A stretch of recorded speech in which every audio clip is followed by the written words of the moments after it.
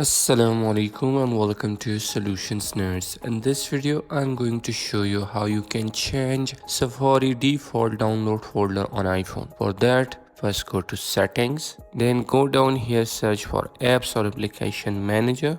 Then go down here, you will find out Safari here. Click on Safari.